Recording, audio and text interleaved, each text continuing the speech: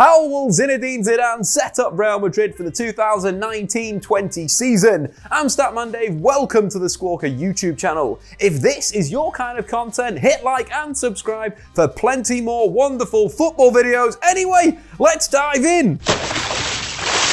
Los Blancos had a terrible season where they failed to win any major silverware for the first time since the 2012-13 season. They sacked Julian Lopetegui in October and sacked his replacement Santiago Solari in March, less than a week after their Champions League exit to Ajax before Zinedine Zidane returned as manager. The Frenchman has had a mediocre second spell in charge, picking up 1.7 points per game compared to his 2.3 points per game he averaged in his first spell. However, Zidane has used his games in charge to test his squad and decide who's going to stay and who is going to go. The only consistency though from Zizou in the back end of the season was with his formations, largely lining up Real Madrid in a 4-3-3. So let's dive into the tactics and check out that 4-3-3. We've picked the team here based on minutes played by Real Madrid players last season, so arguably they're starting 11, but maybe not for Zizou, with Gareth Bale on that right-hand side. So one of the differences for Zizou was, of course, Courtois was generally in between the sticks. His back four remained largely the same,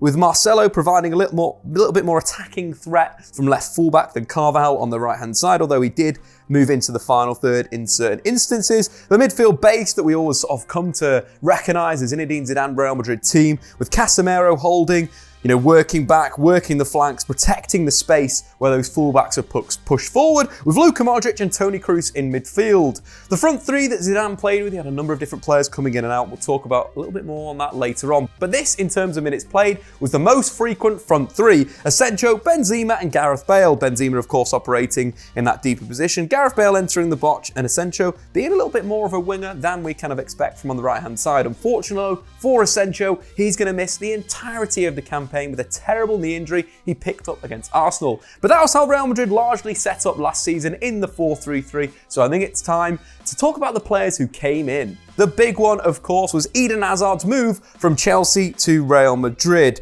Expect him to play on that left-hand side, a position that Cristiano Ronaldo dominated whilst playing under Zinedine Zidane. Not only did Ronaldo become more of an elite goal scorer, but he dragged Real Madrid through Champions League final after Champions League final after Champions League final. Eden Hazard is expected to be at that point of his career now. His season in the Premier League was absolutely fantastic with Chelsea. He scored 16 goals and registered 15 assists, his best record in terms of direct involvements in a single season. The interesting side with Eden Hazard though, he hasn't scored over 17 goals in a single Premier League campaign. Expect those numbers to massively improve for Real Madrid. Where Hazard could play, either it's on this left-hand side, being a playmaker, either looking to drop deep and getting on the ball, or making those runs in behind as we expected him in the Premier League. Alternatively for Eden Hazard, if the likes of Zinedine Zidane wants to go back to the diamond, it's dropping him into attacking midfield and playing him behind two sort of forwards. We kind of saw that a little bit, under the likes of Sarri. Hazard playing as a false nine didn't quite suit him. I think a diamond would be perfect. We saw Isco really operate well in that role for Zinedine Zidane. Hazard would add a goal threat as well as being a creative guy on the ball, driving through the middle and drawing players in to feed the likes of Benzema. And maybe the next guy that we're going to talk about, of course, that is Luka Jovic.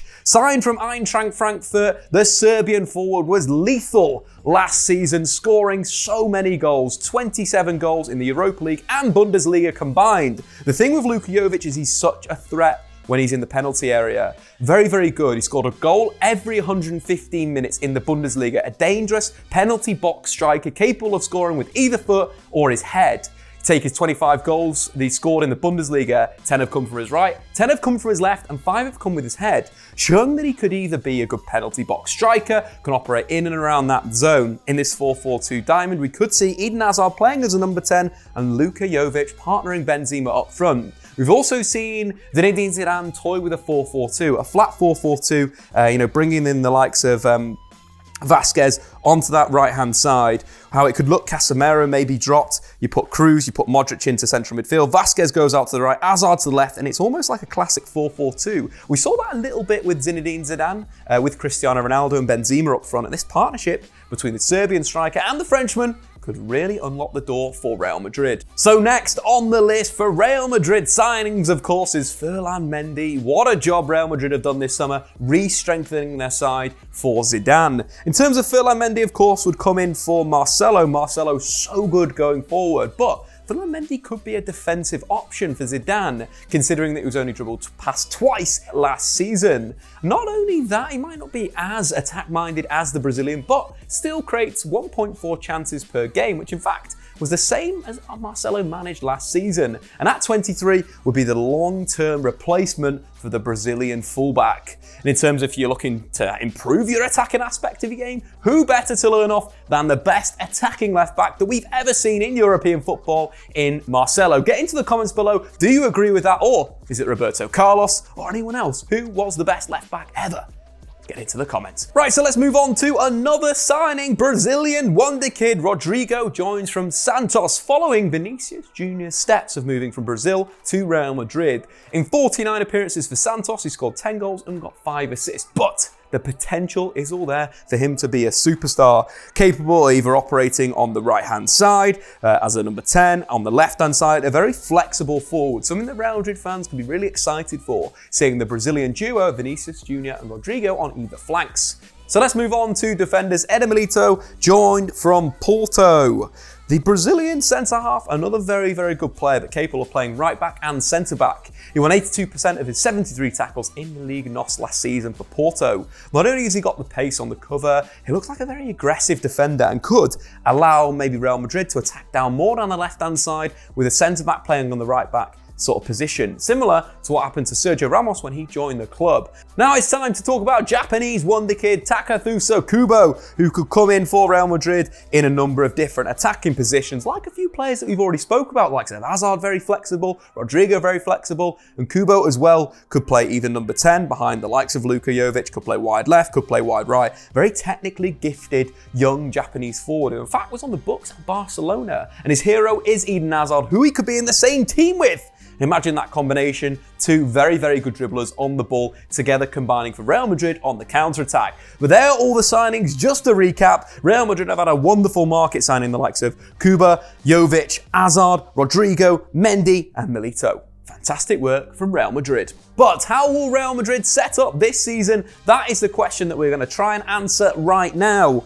The 4-3-3 seems like the go-to system for Zinedine Zidane, but we could see the diamond and we could see the 4-4-2. In terms of the 4-3-3, potentially that we could see in the bigger games could be set up like this. Karim Benzema operating as a false 9, Eden Hazard playing as that sort of second striker role he likes to do, Vasquez holding his width. In terms of the rest of the team, what we could see as well is what we mentioned before, the likes of Marcelo being a little bit more attacking, playing more of a wing-back, Toni Kroos dropping a little bit deeper, with Luka Modric to create that base. But also maybe Militao tucking in, Modric playing that sort of box-to-box number 10 role, Real Madrid playing a 3-2-5 that's lopsided to the left wing. If we're thinking in terms of Eden Hazard, how he can move around, pushing into that central area, dropping to number 10, combining with Benzema, and looking for that sort of option to play in behind. The interesting side here, though, is where potentially we're going to see Vinicius Jr. or what about Gareth Bale? Still at the club, let's take a look how Gareth Bale could fit into the team. The obvious position here in the 4-3-3 would be on the right wing, but it's massively expected at the time of recording that he will leave the club. In terms of stats, though, Gareth Bale has been brilliant for Real Madrid. Only 3 players ever have scored more goals in European Cup finals than Gareth Bale's 3. We're talking about Real Madrid legends Cristiano Ronaldo, Di Stefano, and of course Busquets. So, he's not been too bad. You compare him to other Real icons, he's won more Champions Leagues than Raul, than Zinedine Zidane, Luis Figo, and of course Brazilian Ronaldo. Gareth Bale needs a little bit more respect. In of course 231 games, he scored 102 goals and got 65 assists. He's managed only 2 goals fewer than Brazilian hero Ronaldo and scored 2 more goals than Fernando Morientes. Crazy stuff there, and his minutes to goal record beats Raul. The big thing with Gareth Bale though, that personality clash, which could see Vinicius move into the team. Vinicius was brilliant against Ajax in the Champions League, playing on the left wing, but would be more than capable of playing as more of a winger on that right-hand side. Vinicius Jr. has the ability on the ball. What he needs to improve is decision-making, and he can do that. He's going to be a brilliant player. and could be a better option than Gareth Bale in terms of fitting into the squad. Real Madrid could set up in this 4-3-3, Militao, Varane, Ramos, Marcelo, Casemiro, Kroos, Modric in midfield, and a front three of Benzema, Hazard, Vinicius Jr. Thanks for watching. Hit subscribe if you want to see more videos like this on the Squawka YouTube channel.